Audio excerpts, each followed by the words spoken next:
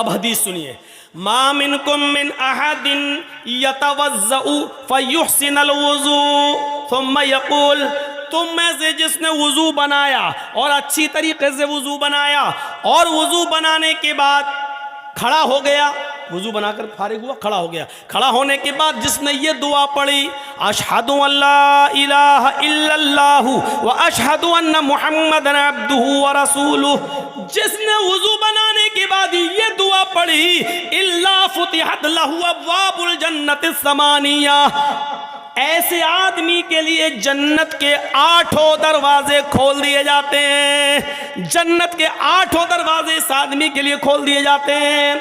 अच्छी तरीके से वुजू बनाकर दुआ मांगने वाला, दुआ पढ़ने वाले के लिए जन्नत के 8 दरवाजे खोल दिए जाते हैं। ये है जन्नत। मोबाइल में 2 GB खर्च करके जहन्नम कमा रहे हो, पैसा खर्च कर करके वो जहन्नम ले लेते हो, लेकिन जन्नत फ्री में मिल रही, हम लेने के लिए तैयार नहीं। तो वुजू बनाया और अच्छी तरीके से वुजू, और वुजू बनाने के बाद ये दुआ, बहुत से लोग ये दुआ भी पढ़ते हैं, अल्लाहुम्मा जअलनी मिनत तव्वाबीन व जअलनी मिनल मुतताहिरीन। कोई हर्ज नहीं, पढ़ सकते हो, जायज़ है। लेकिन मुस्लिम शरीफ की हदीस में इतनी ही दुआ बताई जितनी मैंने पढ़ी है, अशहदु अल्ला इलाहा इल्लल्लाह व अशहदु अन्ना मुहम्मदन अब्दुहु व रसूलुहु। अगर इतनी दुआ पढ़ते हैं तब भी काफ़ी है, और यह हदीस सही है, मुस्लिम की है। तिरमिज़ी के अंदर अल्फाज की ज़्यादती है, अल्लाहुम्मा जअलनी मिनत तव्वाबीन व जअलनी मिनल मुतताहिरीन। आप पढ़ सकते हैं, कोई हर्ज की बात। तो जिसने ये दुआ पढ़ी उसके लिए जन्नत का 1 नहीं, 2 नहीं, 3 नहीं, 4 नहीं, 8 दरवाजे उसके लिए खोल दिए जाते हैं। जन्नत के 8 दरवाजे उसके लिए खोल दिए जाते हैं। अब सुनिए, वुजू बनाया और वुजू बनाने के बाद दुआ पढ़ी, उसके लिए जन्नत के दरवाजे खोल दिए गए। एक और हदीस इसी में जोड़ देता हूँ। हज़रत बिलाल रज़ी अल्लाह तआला अन्हु को अल्लाह के नबी सल्लल्लाहु अलैहि वसल्लम ने फरमाया, आए बिलाल, मैंने जन्नत का दौरा किया, आए बिलाल मुझे जन्नत दिखाई गई, आए बिलाल जब मुझे मेराज हुई और मुझे जिब्रील ने जन्नत का मुआयना कराया, मुझे जन्नत दिखाई, तो मैंने जन्नत देखी। जन्नत के अंदर हमने तुम्हारे जूतों की आवाज सुनी। आए बिलाल, जन्नत के अंदर मैंने तुम्हारे जूतों की आवाज सुनी। तुम ऐसा कौन सा अमल करते हो जिस अमल की वजह से मैंने जन्नत के अंदर तुम्हारे जूतों की आवाज़ सुनी। यानी अल्लाह ने मुझे पेश की, ये बता दिया है, मुझे अल्लाह ने पहले ही से ये बाखबर कर दिया है कि मैं बिलाल को जन्नत देकर रहूँगा। आए बिलाल, ऐसा अमल बताओ जो तुम दुनिया में करते हो और अल्लाह ने उस अमल के बदले में तुम्हें जन्नत दे दी। तो जानते हो हज़रत बिलाल ने कौन सा अमल बताया? कहा, अल्लाह के रसूल, वैसे तो मैं नहीं जानता कि कोई अमल मेरा ज़्यादा हो, जो सब करते हैं वो मैं भी करता हूँ, जितना सब करते हैं उतना मैं भी करता हूँ, लेकिन एक अमल शायद है जो मैं औरों को करते हुए नहीं देखता। फरमाया, क्या बिलाल बताओ क्या? फरमाया, अय अल्लाह के रसूल, मैं बगैर वुजू के कभी नहीं रहता, मैं बिना वुजू के कभी नहीं रहता। आए अल्लाह के रसूल, जब भी मेरा वुजू टूटता है, जब भी मैं पेशाब व पायखाने से फारिग होता हूँ, जब भी मैं सोकर उठता हूँ, या जब भी मेरा किसी और वजह से वुजू टूट जाता है, किसी और वजह से वुजू टूट जाता है, तो अल्लाह के नबी फिर मैं फ़ौरन वुजू बना लेता हूँ, फिर मैं फ़ौरन वुजू बना लेता हूँ। और जब भी मैं वुजू बनाता हूँ तो मैं 2, 4, 6, 8 रकात जितनी अल्लाह मुझे ताकत देता है मैं ज़रूर पढ़ लेता हूँ। यानी मैं वुज़ू बनाकर 2-4 नफिल नमाज तहय्यतुल वुज़ू मैं ज़रूर अदा कर लेता हूँ।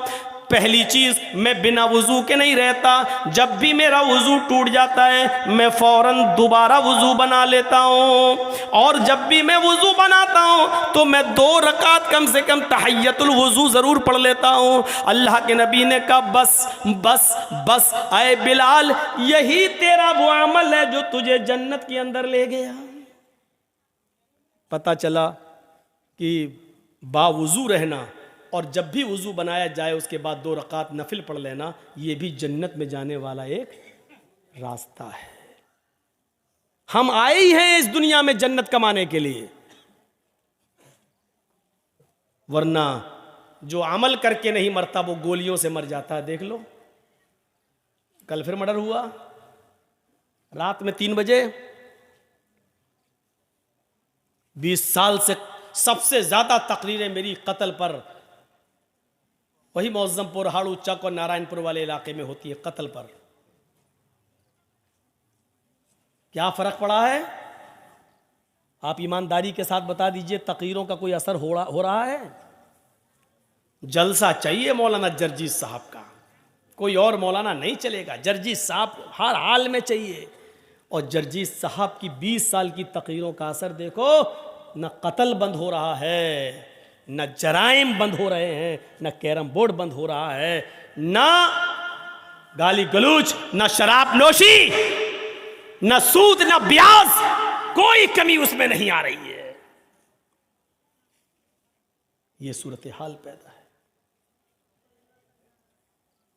हम और आप सब इस दुनिया में, इसीलिए मैंने कहा कल का भरोसा नहीं। बताइए 16 साल का लड़का, 19 साल का आदमी, अभी उस बेचारे ने जिंदगी में देखा क्या था?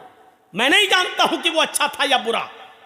अच्छे और बुरे का फैसला तो मेरे भाइयों सिर्फ अल्लाह के अलावा कोई नहीं कर सकता। और याद करो उस जंग को जिसमें एक काफिर कई मुसलमान सहाबा को कत्ल कर चुका है, और जब एक सहाबी उसके पास पहुंच गए और उसको मारने के लिए तलवार उठाई, क्योंकि वो कई लोगों को मार चुका था, जब सहाबी ने उसके पेट में तलवार मारना चाहिए, मौका अच्छा था, तो उसने फौरन तलवार फेंक दी और कहने लगा अशहदु अल्ला इलाहा इल्लल्लाह व अशहदु अन्ना मुहम्मदन अब्दुहु व रसूलुहु। देखो मैंने तलवार फेंक दी, कलमा पढ़ लिया, अब मुझे मत मारो, मैं मुसलमान हूं, मैं सहाबी, मैं इस्लाम ला चुका हूं। उस सहाबी ने तलवार रोक ली और रोकने के बाद कुछ सोचने लगा, कुछ सोचा और सोचने के बाद उठाकर तलवार मार ही दी और उसको मार डाला। जंग खत्म होने के बाद अल्लाह के नबी सल्लल्लाहु अलैहि वसल्लम के पास आए, कहा अल्लाह के रसूल, उसने कई लोगों को मारा, जब मारते मारते हमारे करीब आया और मैंने तलवार उसके ऊपर उठाई तो उसने फौरन कह दिया अशहदु अल्ला इलाहा इल्लल्लाह व अन्ना मुहम्मदन अब्दुहु व रसूलुहु। उसने तलवार फेंक दी थी, कहने लगा कि मैं इस्लाम ले आया, मुझे मत मारो, मैंने रोक लिया तलवार, लेकिन उसके बाद फिर मैंने तलवार मार दी, क्योंकि मैंने जान लिया था कि वो मौत के डर से कह रहा है। उसने देख लिया कि तलवार मेरे हाथ में, वो मौत से बचने के लिए कलमा पढ़ रहा है। अल्लाह के नबी सल्लल्लाहु अलैहि वसल्लम ने फरमाया लिमा कतलहू, तुमने उसको, लिमा कतलतहू, तुमने उसको कत्ल क्यों किया? जब उसने कलमा पढ़ लिया था तो तुमने उसको कत्ल क्यों किया? इस सहाबी ने जवाब दिया, आय अल्लाह के नबी, वो मौत के डर से कलमा पढ़ रहा था, उसने जब देख लिया कि मेरे हाथ में तलवार है और यह आदमी मुझे बिल्कुल मारने के दर पे है, तब उसने मौत से बचने के लिए कलमा पढ़ लिया, इसलिए मैंने उसको मार दिया। फरमाया अशक़क़्त क़ल्बहू, उसने मौत के डर से कलमा पढ़ा या अल्लाह के डर से कलमा पढ़ा, ये तुझे कैसे पता चला? क्या तूने उसके दिल को चीर कर देख लिया था?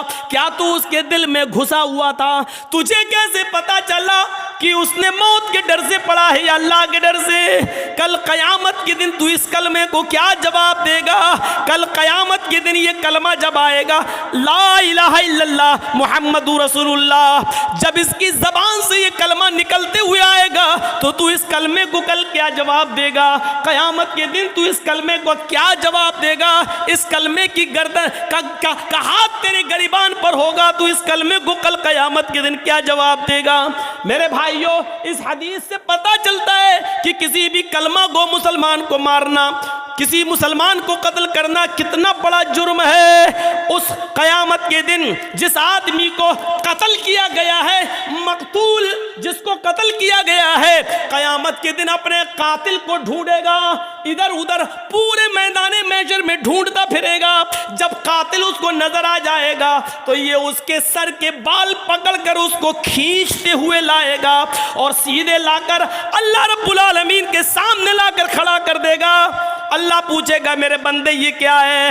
वो कहेगा आय अल्लाह, ये मेरा, इसको मैं खींच कर तेरे सरबार में लाया हूँ। आए मेरे परवरदिगार, आए अल्लाह, सल हाजा लिमा कतलनी, आज तू इससे सवाल करके इसने दुनिया में मुझे क्यों मारा था, आज इससे तू सवाल कर इसने दुनिया में मुझे क्यों कत्ल किया था, आज इससे तू पूछ इसने दुनिया में मुझे क्यों कत्ल किया था। मुझे कत्ल करने के बाद मेरी बीवी को बेवा किया था, मेरे बच्चों को यतीम किया था, इससे पूछ के मेरी बीवी का क्या कसूर था जो तूने उसको बेवा कर दिया, इससे पूछ के मेरे बच्चों का क्या कसूर था कि तूने उसको यतीम कर दिया, इससे पूछ कि मेरी बाप का मेरी माँ का क्या कसूर था कि तूने उससे उसकी औलाद छीन ली। वो रोते रहे, पूछ इससे। आय अल्लाह, ये मेरे सवाल का जवाब नहीं देगा, आज तेरे सवाल का जवाब देगा।